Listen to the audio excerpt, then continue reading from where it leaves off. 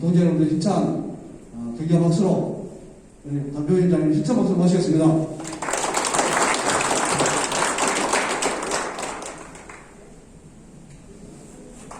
네, 반갑습니다. 안병호입니다. 일단 앉을게요. 그래도 되겠죠? 네.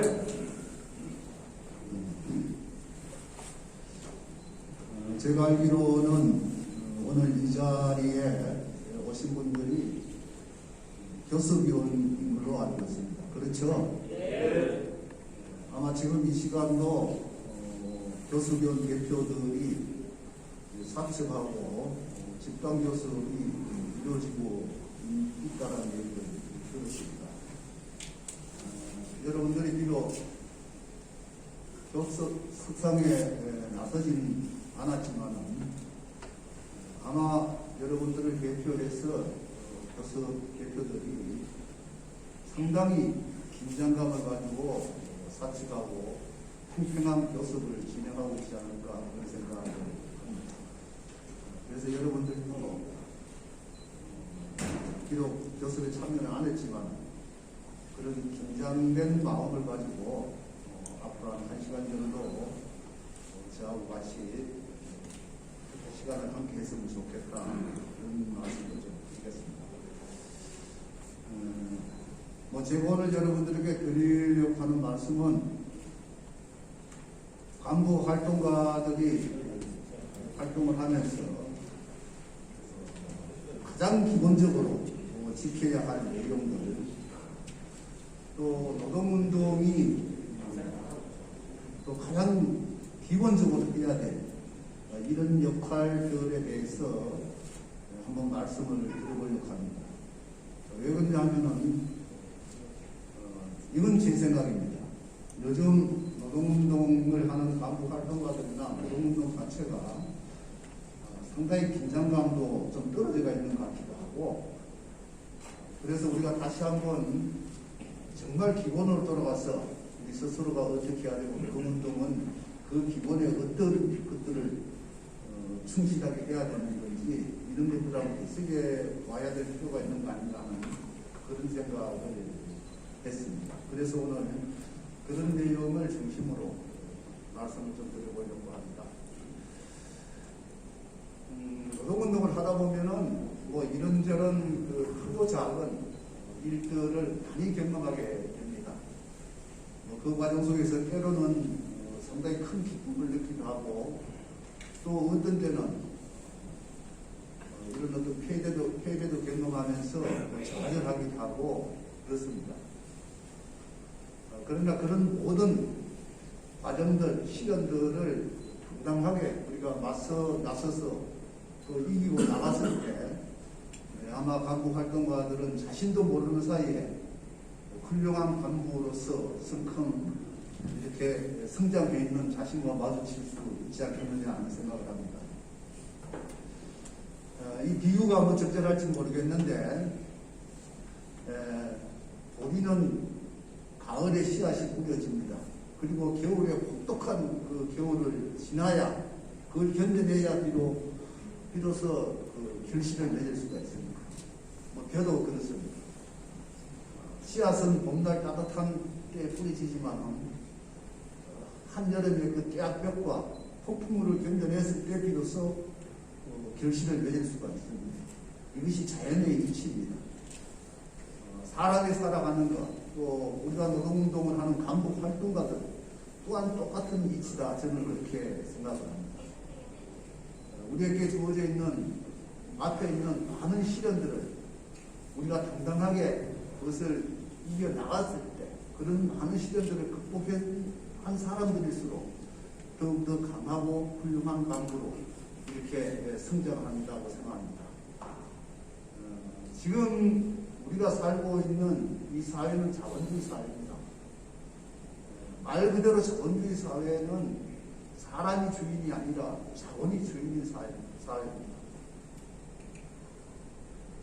그래서 노동자들은 이런 자본주의 사회에서 뭔가 인간답게 살기 위해서 노동운동을 우리는 합니다. 그렇기 때문에 노동운동은 기본적으로 자본주의 체제에 저항하는 운동의 성격을 가지고 있습니다.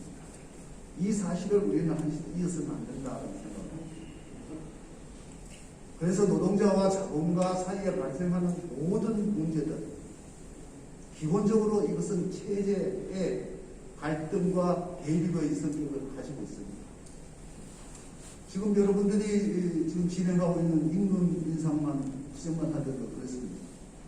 회사에는 어떻게 하든지 단 한 푼이라도 적게 주려고 합니다. 그러나 반대로 노동자들은 단 한 푼이라도 더 받아야 돼요. 그래야 우리의 삶이 조금이라도 윤택해질 수 있기 때문에. 그런데 이 모든 갈등, 대립이 바로 자본주의 체제 내의 갈등이고 대립인 것입니다. 그냥 단순히 돈 한 푼 더 받고 덜 받고 하는 문제가 아니라는 사실입니다. 그래서 자본가 집단들은 노동조합을 상당히 싫어합니다. 노동조합이 없었으면 좋겠다고 하는 이런 생각들을 대부분의 자본가들은 다 하고 있습니다. 그리고 이런 체제에 대해서 노동조합이나 사용자 측에서 나타나는 이런 모든 갈등의 원인들을 노동자들 책임으로 이렇게 탓하고 있습니다. 그래서 가능하면 노동조합이 없었으면 좋겠고, 아니면은 말 잘 듣는 노동조합을 만들기 위해서 회사는 뭐 때로는 간부들을 회유하기도 하고 협박하기도 하고, 또 심한 경우에는 노동조합 자체를 와해시키려고도 합니다. 오늘의 민주노조 운동은 자본가들의 이런 수많은 탄압을 견뎌내면서 또 견뎌내므로써 여기까지 올 수 있었습니다. 여러분들이 처음 노동조합 만들었을 때 아마 어느 사업장에도 회사가 순순히 그래 잘 만들었어, 노동조합 만들었을 때 우리가 노동자들을 위해서 뭘 할 테니까 뭐 하자, 이렇게 얘기하는 사업장은 아마 단 한 명도 없을 겁니다. 제가 뭐 더 이상 말하지 않아도 뭐 여러분들 스스로 경험한 내용들이라고 생각합니다. 그와 마찬가지로 자본가들은 여전히 노동조합 자체를 부정하려고 합니다. 과거에도 그랬고 지금도 그렇고 앞으로도 뭐 자본가들의 그런 생각은 변함이 없을 거라고 저는 생각합니다. 그래서 노동조합 활동가 간부들은 자본가들이 언제 어떤 탄압을 해오더라도 당당하게 맞서 싸워나갈 수 있는 그런 간부 활동가가 되어야 합니다. 그 과정에서 설령 힘들고 또 어려운 일이 있더라도 노동자 대중과 민주노조 운동을 위해서 포기하지 않고 또 굴복하지 않고 모든 시련을 이겨나갈 수 있어야 합니다. 그러려면은 확고한 운동에 대한 신념을 가지고 있어야 합니다. 그렇지 않으면은 작은 어떤 탄압이라든가 작은 것에도 꺾여버린다든가 그럴 수가 있습니다. 그래서 지금부터 뭐 앞으로 여러분들이 경험할 수도 있는 그런 문제들에 대해서 말씀을 드려보려고 합니다. 간부 활동가들은 적어도 역사 발전에 대한 확고한 신념을 가지고 있어야 된다. 저는 그렇게 생각합니다. 겨울에 혹독한 추위가 오면은 한강물도 옵니다. 그 큰 한강물도 옵니다. 그러나 그 얼음 밑으로 물은 흘러갑니다. 더 큰, 더 넓은 바다를 향해서 끊임없이 흘러갑니다. 역사가 그렇습니다. 역사는 단 한순간도 쉬지 않고 끊임없이 흘러갑니다. 어제는 오늘을 향해 달려왔고 또 오늘은 내일을 향해 달려갑니다. 그것이 역사입니다. 그러나 역사는 한 방향으로만 흘러가지는 않습니다. 때로는 그야말로 격동적인 어떤 혁명의 상황을 만들어내기도 하고 또 어떤 때는 한순간에 그냥 멈춰서 버리기도 합니다. 또 더 심한 경우에는 역사가 뒤로 거꾸로 돌아가기도 합니다. 그러나 길게 보면은 역사는 끊임없이 진보를 향해서 발전해 갑니다. 그게 우리 인류의 역사고 우리의 역사입니다. 역사는 끊임없이 발전해 나간다라고 하는 이런 어떤 확고한 신념이 있을 때 바로 노동운동도 이런저런 시련을 겪지만은 반드시 우리 노동운동은 앞으로 나아갈 수 있고 더 크게 성장할 수 있다라고 하는 이런 확고한 신념이 있을 때 우리는 어떤 어려움이 있어도 견뎌나갈 수 있지 않겠느냐 저는 그렇게 생각합니다. 적어도 바로 이런 그 간부 활동가라면 이런 역사 발전, 운동의 발전에 대한 확고한 신념을 자기 신념을 가지고 있어야 된다. 이렇게 좀 말씀드리고 싶습니다. 예를 들어가지고 일본 식민지, 제국주의 식민지 하에서 해방이 있었습니다. 그리고 이승만 독재에서 4.19라는 또 혁명이 있었습니다. 박정희 군사 독재에서 박정희 전두환 군사 독재에서 87년 6월 항쟁과 7, 8, 9월 노동자 대투쟁이 있었습니다. 그것이 역사입니다. 또 80년 이전에는 노동조합 조직 중에는 한국노총이 유일한 하나의 조직이었습니다. 법적으로도 관계되어 있었고. 그러나 87년 노동자 대투쟁을 거치면서 만들어진 민주노조들이 민주노조를 위한 새로운 노동운동의 중심을 만들었고 그것이 전노협입니다.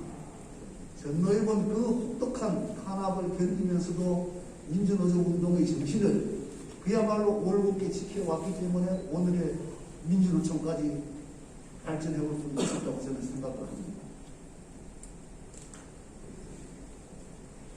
바로 이런 것이 노동운동의 발전이고 역사의 발전입니다. 한순간순간을 보게 되면 때로는 후퇴하는 것 같기도 하고 정체대가 있는 것 같기도 하지만 조금만 더 길게 보면 역사는 틀림없이 발전해 간다고 하는 이런 사실들을 우리는 활동가들은 자기 신념으로 확고하게 가지고 가야 된다 이런 생각을 합니다. 요즘 간부들을 만나면은 노동운동 하기가 점점 더 어려워진다라고 하는 이런 하소연들을 가끔씩 듣습니다. 뭐 저는 충분히 그렇게 생각할 수 있다고 이해를 합니다. 요즘 특히나 뭐 코로나19 때문에 뭐 경제 상황까지도 어려워지고 이러다 보니까 이제 노동자 활동하기도 더 어려워지는 뭐 이런 요인들도 있습니다. 그러나 현재 상황은 결코 고정적이지 않다라고 하는 것이 모든 상황은 끊임없이 변화합니다. 역사가 그렇게 발전하듯이. 마찬가지로 지금의 상황도 언젠가는 또 새로운 어떤 성장의 계기로, 성장의 발전으로 이렇게 나가게 될 것이라고 저는 믿습니다. 그래서 간부 활동가들은 크고 작은 일에 일비일비하지 말고 정말 묵묵하게 이런 발전에 대한 확고한 자기 신념을 가지고 당장 내가 해야 될 일에 대해서 뭐 여러분들이 지금 당장 맞닥뜨리고 있는 임금 위상 투쟁, 임금 교섭이라든가 이런 것이 성공적으로 이루어질 수 있도록 여러분들은 뭘 할 것인가? 또 우리 경주지역 내에서 노동운동이 제대로 발전하기 위해서는 뭘 할 것인가? 금속노조가 제대로 되기 위해서는 뭘 할 것인가? 이런 것을 고민하면서 묵묵히 자신의 위치에서 꾸준히 일을 하다 보면은 또 우리의 노동운동은 새로운 어떤 성장의 계기를 지금과는 다른 성장의 계기를 갖게 될 것이라고 저는 확신합니다. 두 번째는 간부 활동가들은 좀 낙관주의자가 되었으면 좋겠다는 생각을 합니다. 뭐 제가 말씀드린 이런 낙관주의라고 하는 것은 그냥 가만히 있어도 뭐 모든 것이 저절로 잘 될 것이라고 이렇게 또 뭐 좋아질 것이라고 이렇게 생각하는 그런 천박한 낙관주의를 얘기한 것은 아닙니다. 오래된 고목이 썩은 고목도 하다못해 바람이라도 불고 와서 밀어야 쓰러지지 그냥은 안 쓰러집니다. 우리 사회도 마찬가지입니다. 낡은 제도 낡은 어떤 관습들, 또 노동자들을 감시하고 있는, 규정하고 있는 이런 잘못된 제도들, 이런 것들을 우리의 의지와 노력이 있을 때 반드시 무너질 수 있습니다. 거기에 대한 어떤 낙관적인 자세가 저는 필요하다고 보거든요. 그래서 사용자나 그 어떤 그 권력을 가진 사람들을 너무 크게 볼 필요는 없습니다. 그 사람들을 너무 크게 보다 보면은 자기 스스로가 패배주의에 빠지게 됩니다. 그 세계적으로 유명한 자서전이 5권을 얘기를 하는데, 뭐 괴테 자서전이라든가 또 누굽니까? 루소 등등 해서 5사람의 자서전을 유명하게 뽑는데, 그 중에 한 사람, 러시아 사람으로서 크로토프킨이라는 사람이 있습니다. 이 사람이 한 말이 저는 상당히 공감하는 부분입니다. 뭐라고 했냐면은, 저들, 소위 말하는 권력을 가지고 있는 사람, 돈을 가지고 있는 사람들, 지배자들, 저들이 우리를 지배할 수 있는 것은 저들의 힘이 강해서가 아니라 우리가 저들에 맞서 저항하려고 하는 의지가 약하기 때문에 저들이 우리를 지배할 수 있다라고 얘기했습니다. 저는 이 말이 참 가슴에 와닿는 말입니다. 결코 저들이 강해서가 아닙니다. 우리는 저들을 지나치게 크게 보고 두려워하고, 그래서 지뢰 부축이 되는, 이래서는 안 된다고 저는 생각합니다.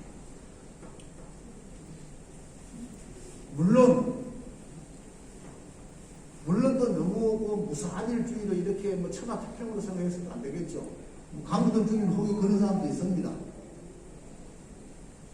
노동운동을 무사일주의라든가 이런 거에 대해서는 철저히 경계를 해야 됩니다. 이건 상당히 위험한 태도들입니다. 어쩌면 여러분들 사업장 내에서도 보면은 간부들 중에 그런 사람이 있을 수도 있습니다. 모든 간부들이 지금 임금 인상 또 교섭 때문에 이리 뛰고 저리 뛰고 동번서주하고 열심히 뛰어다니면서 정신없이 하고 있는데, 개정에 보면은 뒷짐이나 지고 있는 사람이 있습니다. 잘 되겠지 이러는 사람. 상당히 간부 활동가로서는 바람직하지 못하고 위험한 태도들. 그는 열심히 일한 사람들을 맥빠지게 하기도 하고, 조직을 무기력한 상태로 바꿔내기도 하고, 더 나아가면은 조직 내에 어떤 구성원들 간에 갈등을 만들어내고 분열로 나아가기도 합니다. 이처럼 또 지나치게 우리가 어떤 상황을 그냥 모든 것이 잘 되겠지 하는 이런 무사한 일주의, 이런 태도를 가져서는 안 됩니다.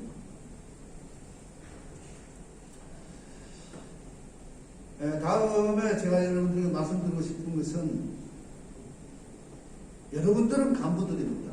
그리고 활동가들입니다. 그런 만큼 조직 내에, 현장 내에서 일어나는 이런 크고 작은 갈등과 분열들을 해결할 수 있는, 극복할 수 있어야 합니다. 노동조합을 하는 간부 활동가들을 만나서 힘든 일이 어떤 일이 있느냐 이래 물어보면 10중 8구는 대답이 거의 한결같습니다. 조직 내에서 일어나는 갈등과 분열 때문에 골치가 더 죽겠다, 머리가 썩는다, 골머리가 썩는다, 이런 얘기를 많이 합니다. 그래서 심지어는 적과 투쟁하기에 앞서가지고 내부에 있는 그런 적들과 먼저 투쟁을 해야 될 것 같다, 이런 얘기를 합니다. 오죽해서는 그럴까? 그 심정은 이해를 합니다. 심정은 이해하지만은 결코 올바른 태도는 아니다, 이렇게 생각합니다. 자본가 사이에서, 회사나 자본가 사이에서 노동자 관계 속에서 일어나는 이런 어떤 갈등과 반목, 대립은 그거는 절대적 모습입니다. 그거는 우리가 투쟁을 통해서라도 극복해야 될 절대적 모습입니다. 그러나 조직 내에서 발생되는 이런 어떤 갈등, 분열, 이거는 적대적 모습으로 극복하려고 해서는 안 됩니다. 아무리 힘들고 어렵더라도, 이거는 끊임없이 토론하고 설득하고 동지적인 애정을 가지고 이 문제를 극복하려고 노력을 해야 합니다. 이런 자세들이 간부 활동가들에게는 매우 중요하다. 이렇게 물론 뭐 신이 아닌 이상 짜증도 나고 힘도 들기도 하고 성질도 나고 하겠죠. 그래도 그런 것을 참으면서 정말 동지적 어떤 애정 속에서 그런 문제들을 감을 해결하려고 노력을 해야 해요. 조직활동을, 옛날에 조직활동을 할 때 이런 말이 있었습니다. 금은, 활동가들에게는 금원처럼 되었던 말입니다. 아군 속에 적을 만들지 말고 적군 속에 아군을 만들어라. 이런 말을 많이 했습니다. 왜 그러냐면은 우리 속에 단 한 사람의 적이라도 있다라면 그거는 결국 분열의 씨앗을 안고 있는 것과 똑같습니다. 그렇기 때문에 어떤 경우에도 내부에서 일어나는 갈등이라든가 이런 것은 정말 공지적인 애정을 가지고 풀어나가야 됩니다. 그래서 10사람의 동지를 만들고 조직하기에 앞서서 한 사람의 적이라도 만들어서는 안 된다. 이것이 노동운동을 하면서 간부활동가들이 염두에 둬야 될 부분이 아닌가. 뭐 성질나면 성질나는 대로 이렇게 할 수 있는 것이 아니다라는 거. 여러분들이 꼭 좀 고려를 했으면 좋겠다는 생각이 듭니다. 그리고 조직이 일어나지 않도록 하기 위해서는 조직의 분열을 막기 위해서는 간부들이 제일 먼저 단결을 해야 됩니다.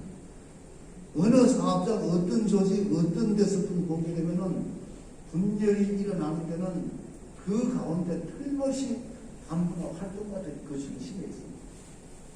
그런데 왜 그럴까? 이렇게 보게 되면은 도리어 어떤 큰 노선 문제, 소위 말하는 운동의 노선 문제를 가지고 다투고 틀어지고 이래가지고 분열하고 발전하는 게 별로 적은 것 같아요. 도리어 아주 보면은 사소한 문제, 소위 말하는 어떤 소통이 잘 안 됨으로써 일어나는 그 속에서 빚어지는 여러 가지 인간적 갈등과 오해들 이런 것들이 쌓이면서 도리어 나중에는 분열로까지 나타나는 이런 현상이 대부분인 것 같아요. 그래서 조직 내에 어떤 갈등이라든가 이런 것이 많다라고 하는 것은 그 조직 내에서 어떤 토론의 문화 이런 것이 정착되어 있지 않다든가 어떤 토론에 대한 어떤 발언에 대한 어떤 자유로움이 보장되어 있지 않는 그런 어떤 환경이 작용한다든가 이럴 때 가장 많이 나타나는 것이 조직의 갈등과 반목, 심하면 이제 조직의 분열로 이렇게 나타나는 것 같습니다. 제가 보아온 것은 적어도 대부분 그런 현상이 많습니다. 그래서 이런 현상은 바로 조직의 민주적 운영이 작동이 잘 안 되고 있다라는 것을 반증하는 문제다. 여기서부터 여러분들이 어떻게 조직을 민주적으로 운영하고 그 조직의 민주적 운영 속에서 노동자의 간부들이 우선적으로 단결할 것인가. 이런 문제를 여러분들이 먼저 고민해야 될 부분이 아닌가. 그것이 바로 조직의 갈등과 분열을 막는 가장 핵심적인 요소들입니다. 저는 기준으로. 그래서 토론을 조직의 어떤 일상적인 문화로 이렇게 정착시켜야 됩니다. 그래서 그 일상적인 어떤 사업에 대한 토론이든 아니면 정세 인식에 대한 토론이든 또 하면은 앞에서 말씀드린 것처럼 어떤 이런 운동 노선에 대한 토론이든 이런 것이 아주 사소한 것에서부터 큰 담론까지도 자유롭게 이렇게 토론될 수 있는 이런 토론의 문화를 사업장 내에 조직 내에 정착시켜 나가는 것이 바로 노동운동의 분열을 막고 단계를 만들어 나가는 가장 바람직한 방안이 아닐까 그런 생각을 합니다. 이런 토론 문화가 활성화가 되면은 적어도 간부와 간부 사이에 또는 또 간부들과 조합원의 관계에 있어 또 조합원과 조합원 사이에 어떤 그런 벽들을 하나하나 다 허물어지게 되었습니다. 그리고 어떤 문제가 있을 때 가장 힘있게 모든 문제들을 풀어나갈 수 있는 요인들도 바로 그 토론 문화 속에서 만들어질 수 있다. 이렇게 저는 생각합니다.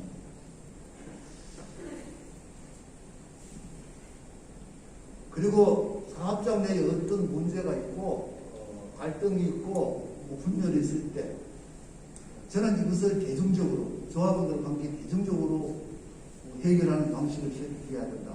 이렇게 생각합니다. 조합원들은 절대 분열을 원하지 않습니다. 조합원들은 정말 노동조합이 분열하지 않고 단결해가지고 힘있는 노동조합이 되었으면 하는 그런 바람들을 조합원들은 다 가지고 있습니다. 그래서 토론을 하다 보면은 그 속에서 분열의 요인이 어떤 것입니까? 뭐가 분열을 낳고 있는 것인지, 또 분열의 행위, 그런 행위들이 얼마나 떳떳하지 못하고 잘못된 것인지, 이런 것들을 조합원들이 함께 해결하고 극복해 나가는 과정 속에서 판단하고 조합원들이 그런 것을 다 하나하나 판단하면서 이렇게 자기 스스로의 자각성을 키워나가게 됩니다. 그래서 문제가 있을 때는 그냥 몇몇 간부들이 그냥 뭐 적정하게 만나서 뭐 좋으면 좋으냐, 됐다, 뭐 이런 식으로 푸는 것이 아니라 문제가 있을 때는 정말 대중들과 함께 대중적으로 푸는 방법, 이런 것들을 우리가 운동하면서 하나의 어떤 뭐라고 할까, 하나의 뭐 문화로 가야 될까, 뭐 어쨌든 그런 운동의 어떤 방식들을 채택해서 하는 것이 매우 중요할 것 같다, 이런 생각을 합니다. 그리고 노동조합에 원래 노동조합은 다양한 그 구성으로 이루어져 있습니다. 그렇지 않습니까? 뭐 자라온 환경도 다르고, 뭐 학교도 다르고, 살아온 환경도 다르고, 지역도 다르고, 뭐 경주는 여기 뭐 경주 지역이라는 구석이 있을 수도 있지만, 또 뭐 금속노조로 가면은 뭐 전국으로 다 있는 거죠. 어쨌든 간 다양한 사람들이 있습니다. 나이도 다르고, 뭐 하는 일도 다르고, 뭐 이런 사람들이 모여가 있는 것이 노동조합입니다. 이것은 뭘 의미하느냐? 노동조합은 기본적으로, 노동조합은 기본적으로 갈등하고 분열할 수 있는 요소들을 태생적으로 지니고 있는 조직이 노동조합이라고 하는 것입니다. 그러면 이런 태생적인 어떤 갈등과 분열의 요소를 안고 있는 노동조합이 어떻게 힘있는 자기 역할을 할 수 있도록 할 것이냐. 그것은 한 가지 방법밖에 없다고 생각합니다. 저는 조직을 가장 민주적으로 운영하고 조직이 민주적으로 작동할 수 있도록 만드는 것, 그 외에는 다른 방법은 없다, 그렇게 생각합니다. 조직이 민주적으로 운영되고 작동한다는 것은 다시 말해서 조합원 한 사람 한 사람이 노동조합의 주인이 된다는 것을 뜻합니다. 노동조합은 그렇게 만들어야 돼요. 몇몇 사람이 끌고 가는, 몇몇 사람 앞에서 그냥 끌고 가는 이런 노동조합이 아니라 조합원 한 사람 한 사람이 주인이 될 수 있는 그런 민주적인 조직이 운영이 작동되는 그런 노동조합을 만들어야 돼요. 그것을 우리는 대중노선의 원칙이라고 하기도 하고 또 대중주체의 원칙이라고 합니다. 이런 것들이 제대로 작동되면 뭐 그런 분열의 요소들은 자연스럽게 이렇게 약화될 거라고 보입니다. 힘이 있다라고 하는 노동조합들을 가서 보게 되면은 대부분 다 이런 어떤 토론 문화라든가 조직 운영의 민주성이라든가 이런 것이 잘 작동되고 있는 사업자입니다. 그런 조직들이 힘이 있는 조직으로 이렇게 성장할 수가 있습니다. 또 제가 간부들하고 이런저런 얘기를 하다 보면 심심찮게 듣는 얘기가 이런 얘기를 듣습니다. 우리 조합은 이제 능구능이가 됐다. 다 됐다. 그래서 자기의 이해관계에 대한 통법만 되지 노동조합 활동에는 잘 참여하지 않는다. 이런 얘기들을 많이 합니다. 아마 여기 앉아 계신 여러분들 중에서도 조합원들이 잘 따라주지 않고 이럴 때 뭐 겉으로 표현을 이렇게 할 수 있는지는 모르지만 속으로는 아마 그런 생각 하시는 분들도 없지 않아 있으리라고 생각합니다. 근데 조합원들이 노동조합 활동에 좀 소극적이고 참여가 저조한 이유가 있습니다. 저는 두 가지 이유라고 봅니다. 하나는 간부들이 처음에는 간부가 되고 막 집행부를 하면은 의욕적으로 이렇게 하다가 어느 순간 간부가 좀 활동하다 보면은 모든 것을 책상머리에 앉아가지고 모든 걸 다 생각하고 짜고 이렇게 합니다. 책상머리에 앉아서 머리로만 짠 계획들을 내려먹이기 식으로 현장에 내려보내가지고 그걸 하려고 하면은 조합원들은 잘 안 따릅니다. 반발하고. 이런 경우가 있고, 다른 하나는 아무리 좋은 계획이라도 현장에서 소통하고 토론하면서 그것을 조합원들과 함께 만들어가는 과정을 생각해버리는 경우가 참 많습니다. 그냥 형식적으로 사업을 알려주고 계획을 알려주고 뭐 그냥 그렇게 해가지고 뭐 대충 넘어가는 이런 경우가 참 많습니다. 그러면 조합원들은 아무리 좋은 계획이라도 그것이 자기 것으로 받아들여지지 않고 자기의 어떤 절박한, 자기의 절대적으로 필요한 내가 해야 되는 그런 자기의 역할로 안 느껴집니다. 그럼 이제 이렇게 하는 거죠. 그래, 뭐 들어보니까 좋은 것 같아. 그러니까 뭐 너가 열심히 해봐. 이렇게 되거든요. 저는 이 두 가지가 노동조합의 조합원들이 잘 참여하지 않고 참여가 소극적이고 하는 그 원인의 핵심이다. 저는 그렇게 보죠. 그래서 간부들이 뭐 조합원들을 탓하는 것, 저는 그건 정말 비급하다 이렇게 생각합니다. 조합원들을 탓하기 전에 조합원들이 왜 좀 소극적이고 잘 움직이지 않을까? 우리의 사업 방식, 내가 지금 하고 있는 우리의 운동 방식이 어디서 뭐부터 잘못됐는지를 세심하게, 섬세하게 다시 한번 점검하고 새로운 어떤 방법들을 모색하려고 노력하는 이런 것이 필요하다 이렇게 말씀합니다.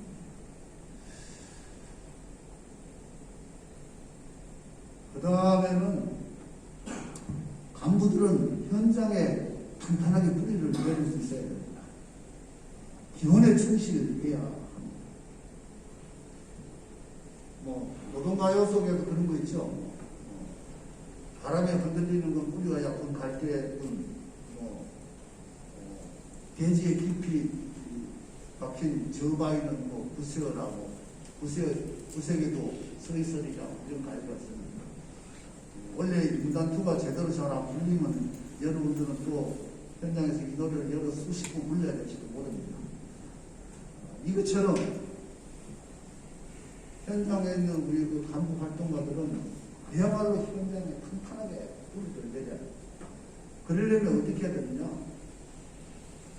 현장에 있는 모든 상황과 조직의 상태, 조합원들의 역량 이런 것들을 정확하게 파악하고 있어야 됩니다. 즉 말해서 현장을 장악하고 있을 수 있어야 됩니다. 현장 상황을 장악하고 있을 수 있어요. 그런데 그렇게 치열하게 현장에 대해서 정확하게 진단하고 파악하고 조직을 현장을 장악하고 하는 이런 간부들이 그렇게 흔치 않는다 했어요. 그렇게 현장을 장악하고 있어야, 상황을 장악하고 있어야 갑자기 어떤 문제가 생겼을 때 가장 적절하고 가장 올바른 판단을 내릴 수가 있어요. 그렇지 않으면은 우왕좌왕하고 당황하고 아니면 뭐 주관적인 자기 생각, 자기 판단대로만 하고 뭐 이렇게 되거든요. 그렇게 되면 그 간부는 그냥 붕 떠가 있는 거예요. 현장에 소리를 내지 못하면 붕 떠가 있는 거예요. 이런 간부들을 믿고 조합원들은 절대 조합 활동에 스스로 나서가지고 적극적이라거나 그러지가 않습니다. 그리고 유능한 간부들은 절대 해결사나 아니면 청부주의 이런 운동은 하지 않습니다. 간혹 보다 보면은 자기가 가지고 있는 어떤 유능함이라든가 이런 것들을 좀 과시하기 위해 가지고 어떤 문제가 생기면 개별적으로 적당하게 어떻게 해결해 보려고 하고 또 해결하기도 하는 이런 사람이 있습니다. 근데 저는 그건 옳지 않다. 그거는 그야말로 소영웅적이고 또 비서적적인 그런 활동이다 이렇게 생각합니다. 개인의 일이든 부서의 일이든 또 어떤 집단의 일이든 그것이 크고 작고 간에 당사자주의 원칙을 세워야 돼요. 간부 활동가들이 나서가 무조건 그걸 해결하는 것이 아니라 바로 그 당사자들이 문제를 해결할 수 있는 주체로 나설 수 있도록 그걸 만들고 조직하는 것. 이게 간부 활동가들이 해야 되는 역할이고 바로 그것이 노동조합이 올바르고 힘있게 판단하게 설 수 있는 길입니다. 그래서 간부 활동가들은 절대 그 어떤 해결사 노릇이나 천부주의자들이 이런 활동을 해서는 안 된다. 철저하게 당사자주의의 원칙에 따라서 일이 해결해 나갈 수 있도록 그걸 만들고 조직하는 이런 간부들이 정말 유명한 간부들이다. 이렇게 생각합니다. 그리고 간부 활동가들은 이론과 실천을 함께 맞춰야 합니다. 그리고 원칙에 충실해야 합니다. 노동운동에서 이뤄야 하는 것은 바로 실천의 무기입니다. 그리고 노동운동의 원칙은 그야말로 오랫동안 운동을 하면서 검증되고 그 검증을 통해서 만들어진 기준입니다. 이런 것들을 무시해버리고 그냥 내키는 대로 하고 싶은 대로 한다고 해서 노동운동이 잘 되는 것은 아니다. 그래서 간부 활동가들은 이런 어떤 이론과 실천 또 원칙에 충실하는 이런 활동을 해야 됩니다. 이런 이론과 실천은 개인적으로 학습을 통해서 체득할 수도 있지만 가장 좋은 것은 이런 집단적 학습과 또 사업장 내에서 일어나고 있는 크고 작은 활동들을 했을 때 그것을 냉철하게 평가하고 그 속에서 어떤 평가의 결과를 가지고 우리가 앞으로 어떻게 해야 될지 이것을 만들어 나가는 그 속에서 제대로 된 이론과 실천의 수준이 더 높아져 간다. 이렇게 봅니다. 그래서 일을 하고도 평가도 제대로 안 하고 막 이렇게 넘어가는 이런 어떤 사업의 기준은 결코 우리 운동에 어떤 도움이 되지 않는 그 방식이다.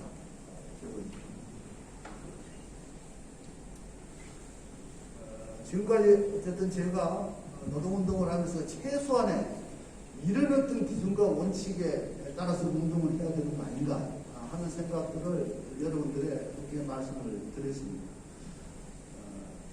그래서 지금부터는 간부 활동가들이 지내야 될 어떤 자세 이런 거에 관해 가지고 좀 말씀을 드려볼까.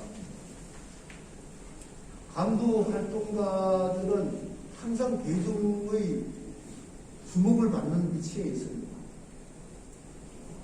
그래서 간부 활동가들의 말 한마디, 행동 하나하나 모두가 대중들의, 조합원들의 평가의 대상이 됩니다.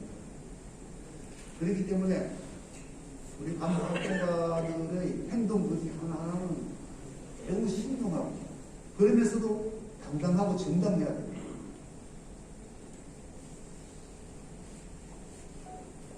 저는 간부 활동가들은 무엇보다 인간을 중심으로 생각할 수 있어야 된다.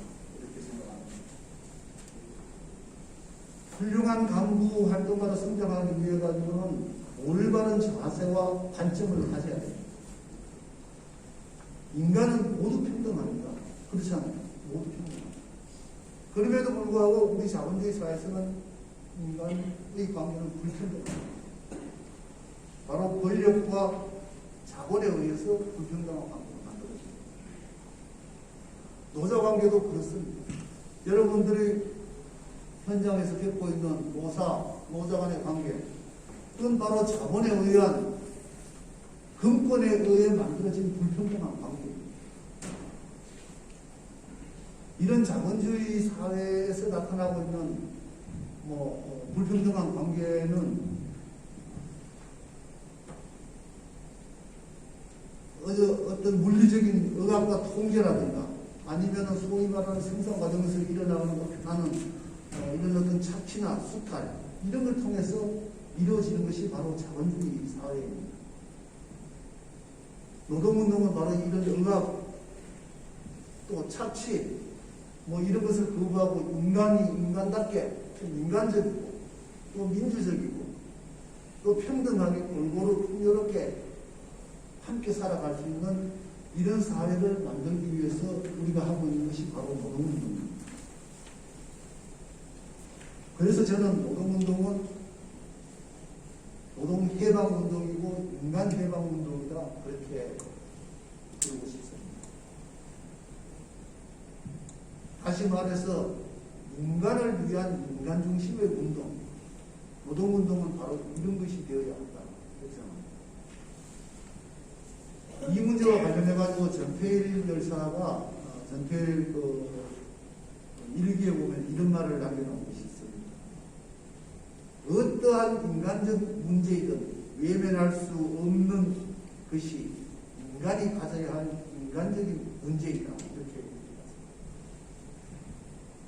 말이 좀 어렵게 들릴지는 모르지만은 인간적인 모든 문제는 인간이 자신의 문제로 생각하고 그것을 해나가야 된다고 하는 거, 그렇게 요약해서 말씀드릴 수가 있을 것 같습니다. 우리가 강부 활동가들이 활동하면서 소위 노동운동을 하면서 이 말은 뭐 10번이든 100번이든 곱씹어야 될 말이 아닐까, 저는 그런 생각을 합니다. 간부나 활동가들은 지금의 현실을 굴절없이 있는 그대로 직시할 수 있어야 합니다. 왜 그러냐 하면은 이 현실을 정확하게 직시하지 못하면 상당히 많은 문제들이 발생할 수 있습니다. 예컨대 근거 없이 어떤 상황을 낙관하게 되면은 이건 우리가 하면 무조건 모든 것이 다 돼. 다 할 수 있어. 이런 식으로 상당히 모험주의로 빠져버릴 수도 있습니다. 모험주의로 빠지게 되면 어떻게 됩니까? 운동은 돌이킬 수 없는 어떤 나락으로 이렇게 빠질 수도 있습니다. 또 반대로 현실을 지나치게 비관적으로 봐버리면은 저는 너무 커. 우리가 상대하기에 너무 어려운 조건이야. 뭐 이렇게 해도 상황을 너무 비관되게 봐버리면은 스스로가 피해되는 자가 되어버립니다. 그렇게 되면은 어떻게 됩니까? 운동을 기회주의나 타협주의나 물질주의로, 소위 말하는 물질주의로 운동을 끌고 가버립니다. 이건 상당히 위험하죠. 그래서 간부 활동가들은 현실을 정확하게 있는 그대로 직시하고 그 속에서 문제를 풀어나갈 수 있는, 풀어나가려고 하는 이런 사람들이 되어야 합니다. 거기서 가장 올바른, 힘들더라도 가장 올바른 방책들을 만들어내야 하는, 바로 그것이 간부 활동가입니다. 이렇게 말씀드리겠습니다. 사회운동도 마찬가지입니다. 이게 우리가 노동운동만 사업장 내에 또 금속 지구만 경기지만 잘 된다고 해가지고 노동자들이 다 잘 되는 건 아니잖아요. 여러분들 생활이 근본적으로 바뀌는 게 아니죠. 그럼 우리 사회운동도 관심을 가야 되는데, 사회운동도 노동운동과 마찬가지입니다. 예를 들어가지고 개혁의 시기에 느닷없이 혁명적으로 이렇게 하자고 한다든가, 아니면 진짜 이게 혁명적 시기고 최고로 고도된 이런 상황인데 너하게 대충 요것만 좀 바꾸면 되지, 이것만 이렇게 되면 어떻게 되겠어요? 그 역사가 정상적으로 발전할 수도 없습니다. 올바른 방향으로 발전할 수도 없겠습니다. 그래서 간부 활동가들은 이런 상황을 정확하게 보고 그 시기 상황에 가장 적절한 이런 어떤 대책들을 만들어내야 합니다. 제가 말은 이렇게 하지만은 쉽지는 않습니다. 왜냐하면은 권력이라든가 이 가진 사람들은 뭔가를 자꾸 감추려고 합니다. 숨기려고 하죠.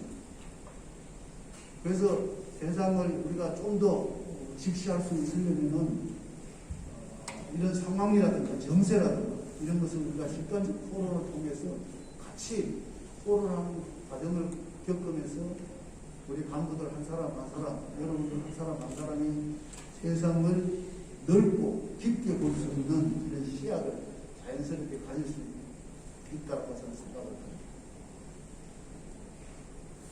만약에 말입니다. 만약에 전두환 정권 시절이죠. 박정철 사망 고문 사건, 전두환 정권 때 그랬습니다. 박정철 고문 사건을 길을 쓰고 덮으려고 그리고 박근혜 정권 때 최순실의 그 국정농단 이것을 덮으려고 길을 쓰고 했습니다. 만약에 이게 덮여버렸다. 이것을 제대로 보는 우리 어떤 시각이 없고 그런 조건들이 안 남가지고 제대로 덮여버렸습니다. 그러면 과연 6월 항쟁이 민주항쟁이 가능했고 7, 8, 9월 노동자 대투쟁이 가능했고 또 2017년 그 촛불 항쟁이 가능했을까? 저는 아마 상당히 어려울 수도 있었을 거라 이런 생각입니다. 그래서 정확하게 상황을 진단하고 그 상황의 조건에 맞는 우리의 대응들을 만들어 나가는 것, 이것이야말로 기회를 포착하고 대응해 나갈 수 있는 평소의 어떤 이런 어떤 사회적 관심, 정치적 관심 이런 걸 통해서 포착해낼 수 있다 이렇게 보입니다.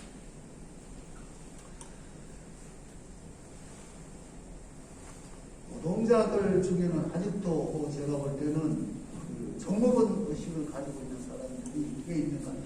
여러분들이 뭐 간부 활동가는 여러분들이 뭐 그렇지는 않겠죠. 현장을 받아내면 소화분들 보면 그런 사람들이 아직도 꽤 있는 것 같습니다. 뭐 예를 든다면 우리가 열심히 일을 해가지고 회사가 잘 돼야 그렇게 회사가 잘 되면 우리도 잘 될 수 있지. 뭐 이런 생각을 하는 거. 말은 맞죠. 말은 맞습니다. 틀린 말은 아니에요. 근데 문제는 뭐냐면은 이게 바로 자본과 국가 권력이라든가 권력을 가진 자들이 노동자들에게 종업원 의식을 주입시키기 위해서 만들어 놓은 이데올로기라는 겁니다. 통치 이데올로기라는 겁니다.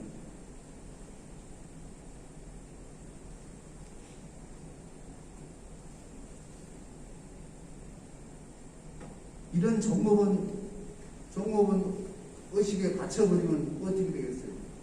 우리 노동자들은 그래 우리끼리 적당히 하면 되지 뭐 이렇게 될 거 아닙니까? 그러면은 뭐 금속노조 경주 지부의 어떤 단결도 또 금속노조의 단결도 또 전체 노동자의 단결도 이거 불가능합니다. 우리 머릿속에 있는 종업원 의식 이거는 정말 우리가 활동을 통해서 실천을 통해서 조합원들이 그런 걸 하고 가질 수 있다면 가지고 있다면 바꿔내야 이걸 못 바꿔내면은 노동운동은 처음부터 어떤 큰 단계를 이뤄내고 큰 힘을 발휘할 수 있는 그런 운동으로 성장할 수가 없다고 합니다. 종업원 의식 이전에 우리가 먼저 해야 될 것은 분배의 평등화를 이루는 것이 이게 더 먼저입니다. 사실. 이렇게 우리의 의식들을 하나하나 바꿔나가는 것이 매우 중요하다 이렇게 생각합니다. 그리고 간부 활동가들은 뭔가 고정적이지 않고 세상은 끊임없이 변화한다는 것을 깊게 생각을 해야 됩니다. 이런 말이 있습니다. 사람은 같은 강문 속에 두 번 들어갈 수 없다라고 합니다. 지금 내 앞에 있는 이 강문은 방금 전 내가 들어갔던 그 강문은 아닙니다. 이미 흘러가 버렸어요. 모든 사물은 이처럼 단 한순간도 정체되어가 있지 않고 끊임없이 변화하고 또 변화의 발전을 하고 그렇게 합니다. 그래서 이렇게 얘기합니다.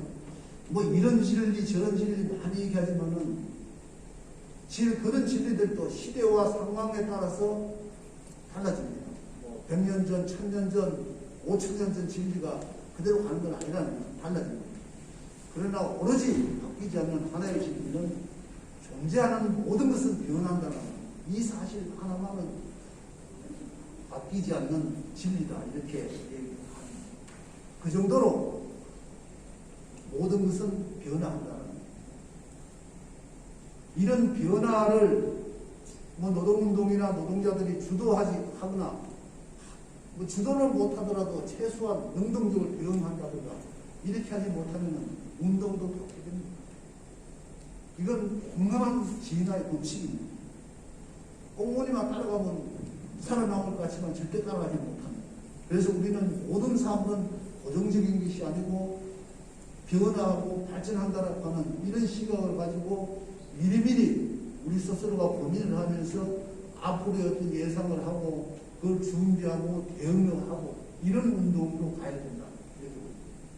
그렇지 않고 그냥 문제만 생기면 대처하고 터지면 따라가고 이런 식의 운동으로는 절대 우리 노동운동이 그 자본을 이겨나갈 수도 없고 아마 언제까지든지 우리는 자본의 어떤 종속된 이런 삶을 살게 될 수도 모르는 뭐 그런 거라고 저는 생각합니다.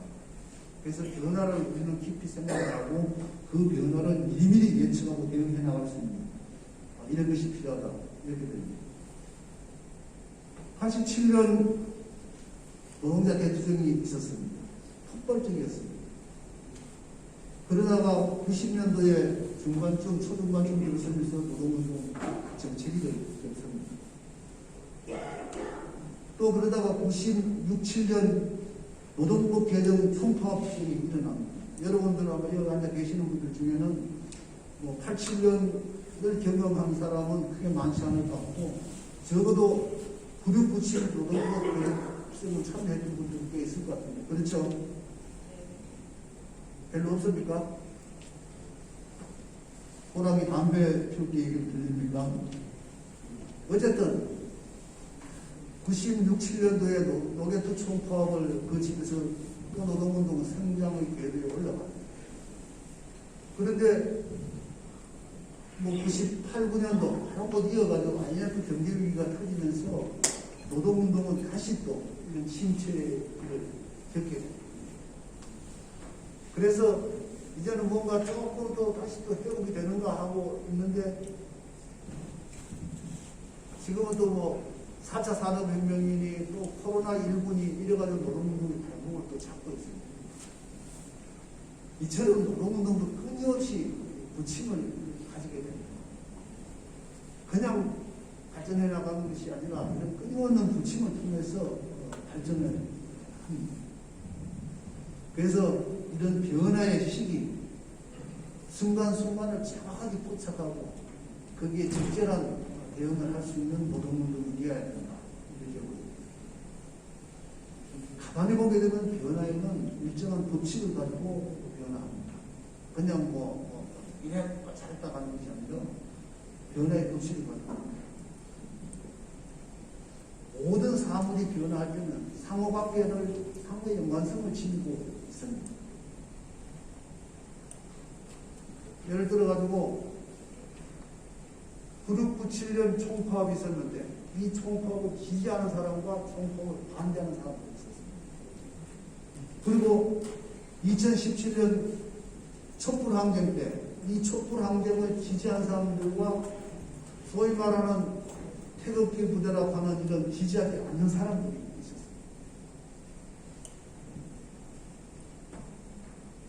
아마 여러분 사업장에도 똑같은 현상이 있을 거예요. 노동조합을 지지하는 대다수의 노동자들이 있는가 하면 노동조합을 반대하는 관리직들이라든가 이런 사람들이 있습니다. 이런 사람들 간에 끊임없는 어떤 상호 연관성 속에서 투쟁하고 이렇게 하면서 변화해 나갑니다. 이 투쟁에서 이제 이기면 어느 한순간에 막 뒤바뀌는 거죠. 그래서 이 변화라고 하는 것은 그냥 우연히 일어나는 것이 아니라 이런 상호 연관성을 가지고 그 속에서 끊임없이 변화가 이루어지고 그 변화를 바라는 사람들의 어떤 주체적 의지와 노력, 치열한 어떤 투쟁들 이런 것들이 변화를 주도하게 된다라고 하는 이 사실을 우리는 하나의 법칙으로 이해하고 그렇게 우리 스스로가 대응을 해나가야 됩니다. 그러면 변화는 우리의 변화로 이렇게 이끌어갈 수 있다 이런 생각을 합니다.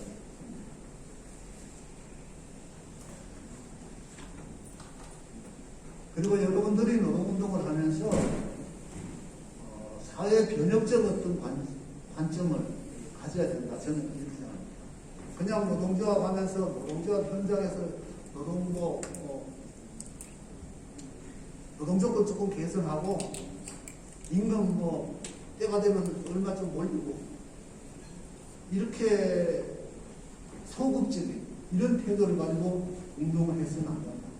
여러분들은 적어도 노동운동을 하는 간부 활동가들인 만큼 우리 사회의 어떤 변혁적인 이런 관점들을 가지고 활동을 해야 된다. 이렇게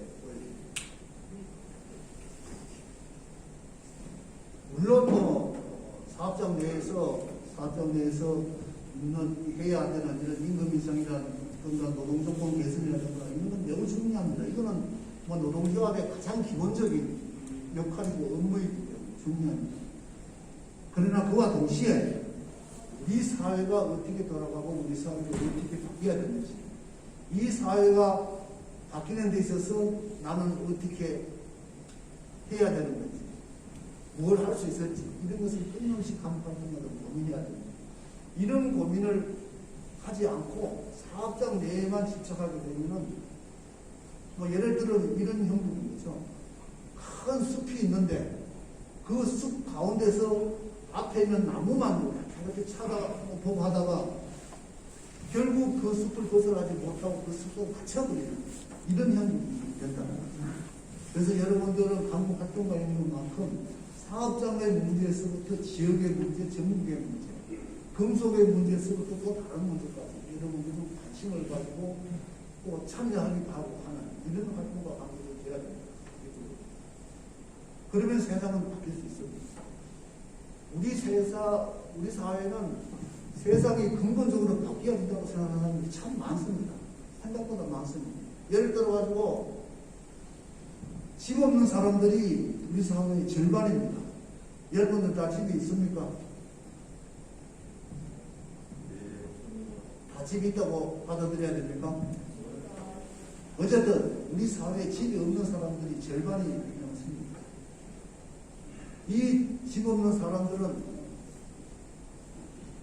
집을 지어주고 하다못해 집에 대한 걱정이 없는 세상을 원합니다.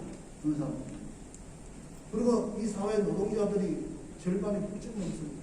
노동자들은 일하면서 다치지 않고 쫓겨나지 않고 이렇게 일하고 싶어 합니다. 또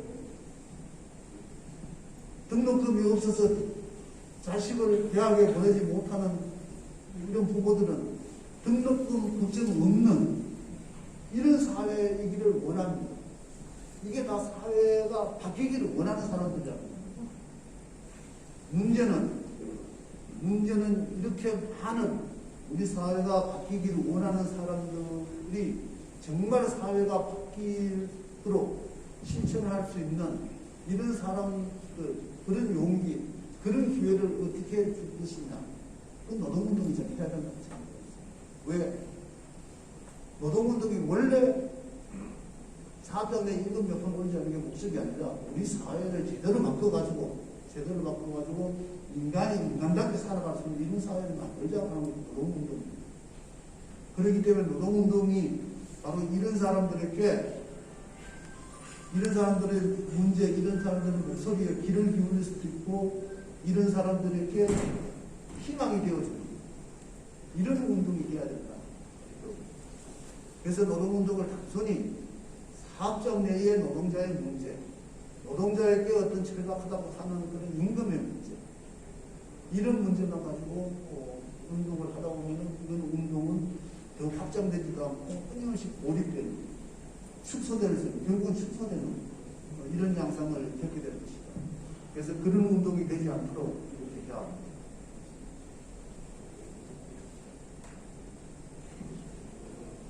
사회를 기득권이라든가 가진 사람들은 절대 사회를 바꾸기 원하지 않습니다. 그 사람들은 바뀌기 원하지 않습니다. 그래서 지금의 체제를 옹호하고 또 최대한 미화하려고 합니다. 그래서 길을 쓰고 언론을 장악하려고 교육을 장악하려고 바로 이유가 그겁니다.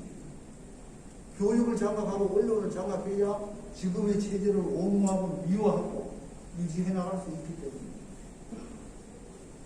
그런데 만약에 그들에게 교육과 언론을 뺏어버린다면 무관하겠습니다.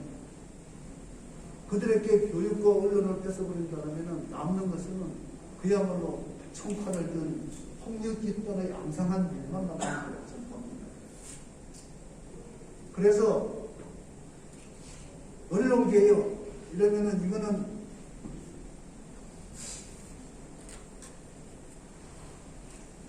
언론개혁은 마치 언론 노동자들이 하면 되는 것이고, 뭐 교육개혁은 교육노동자나 정제자가 하면 되는 것이고, 우리 강북활동가도 그렇게 생각하면 안 된다는 겁니다. 언론개혁도 우리가 해야 되고, 교육개혁도 우리가 해야 된다. 바로 이런 것들을 바꿔내면은 그야말로 가진 사람들의 영역은 점점 더 줄어들 수밖에 없고, 그것이 곧 세상을 바꿔나가는 하나의 모습이 될 거라고 생각을 합니다.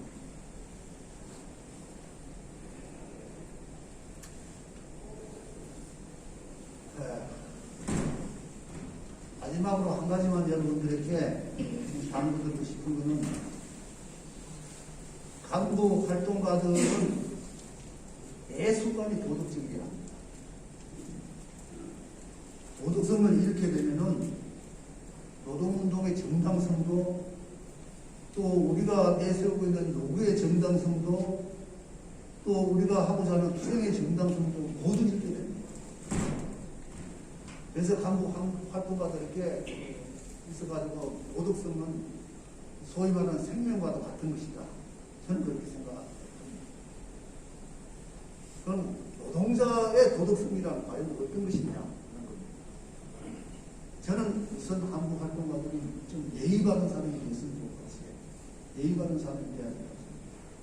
뭐 그렇다고 해가지고 제가 뭐 무슨 뭐 공분주의 뭐 질서를 옹호하자 뭐 그런 생각은 필요도 없습니다.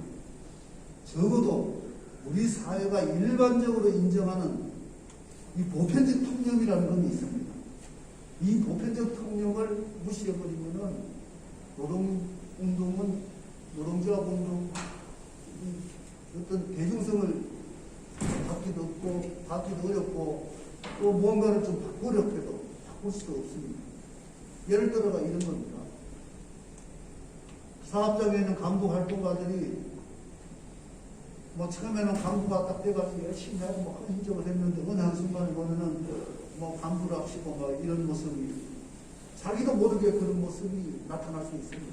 보일 수가 있습니다. 그러면 그걸 바라보는 현장에 있는 그 조합원들은 이렇게 얘기하겠죠. 아, 저 친구 말이야. 뭐 간부 됐더니 뭐 좀 달라졌는 것 같아. 뭔가 좀 망져져서 뭐 이렇게 평가를 합니다. 이런 평가를 받는 순간 그 간부 활동하는 현장에서 제대로 된 간부 활동을 하기가 어렵습니다. 바로 이런 데 대한 어떤 노동자가 지녀야 될 기본적인 예의를 가진 사람이 되어야 된다라고 하는 겁니다. 제가 말하는 예의입니다.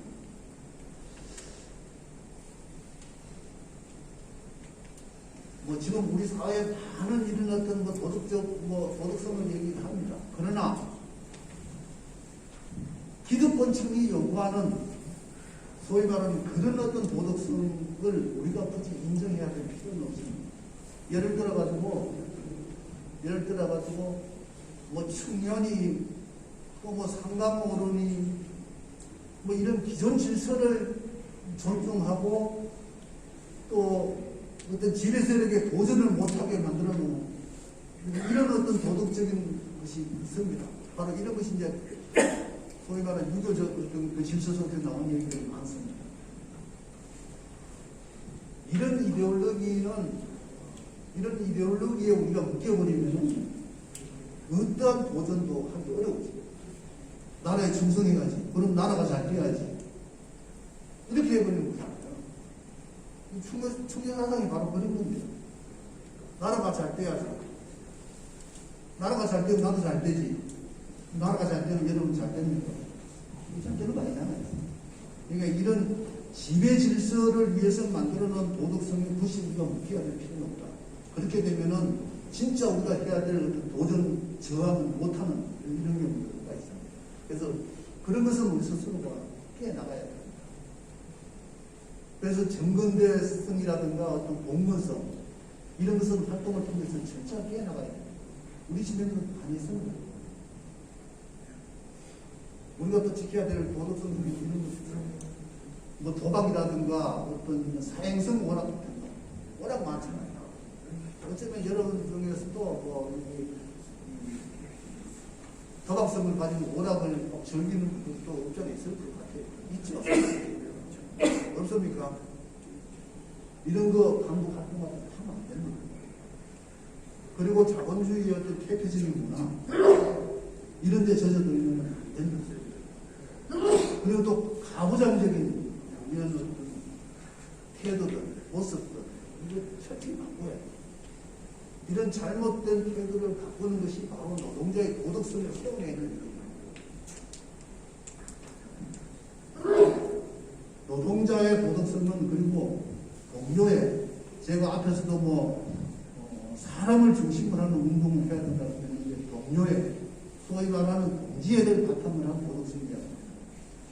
동지애를 바탕으로 한 단결은 아주 튼튼합니다. 학교가는 적어도 어떤 잘못된 거, 불의를 보면은 거기에 단호하게 항거할 수 있어야 해요. 그런 용기가 있어요. 그리고 조직이 결정을 하고 우리가 또 해야 될 어떤 실천에 대해서 뭉뭉거리지 않고 주저하지 않고 당당하게 그 실천에 나설 수 있는 이런 사람이 되어야 또 주변에 있는 내가 친한 이런 어떤 사람들이 잘못을 저질렀을 때는 과감하게 그 잘못에 대해서 지적하고 그것을 올바르게 이렇게 할 수 있도록 이끌어낼 수 있는 그런 용기들도 있어요. 잘못은 그냥 대충 넘어가지고 봐주고 오른 척하고 이건 노동자의 그런 태도가 아닙니다. 이런 것이 바로 노동자의 도덕성이다. 저는 그렇게 생각합니다. 그리고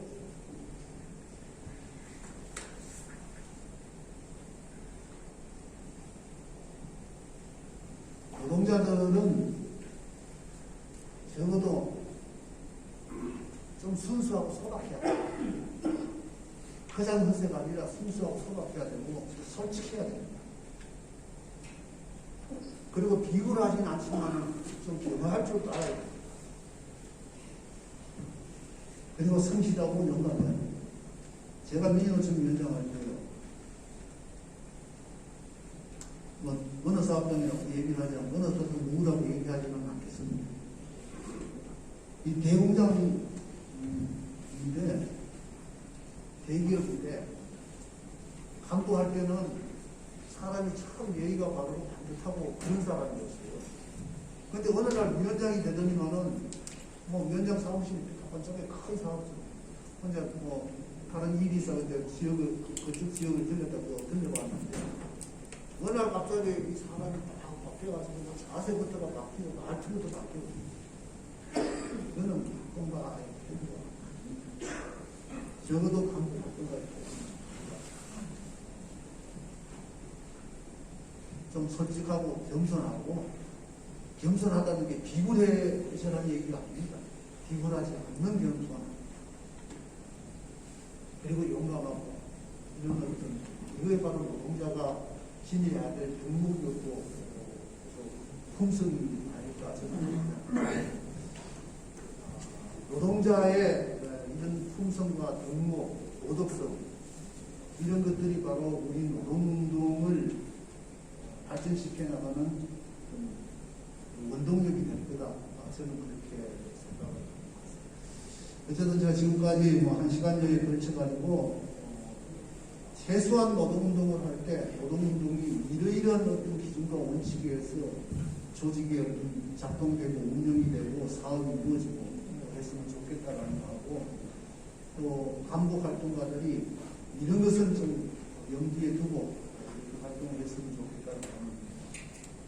제 바람, 제가 그동안 느꼈던 이런 문제들을 여러분들께 솔직하게 저는 말씀을 드리고 생각하는데, 제 얘기가 어쨌든 여러분들이 훌륭한 간부 활동가로 성장해 나가는데 작은 보탬이라도 됐으면 좋겠다 하는 기대를 하면서 제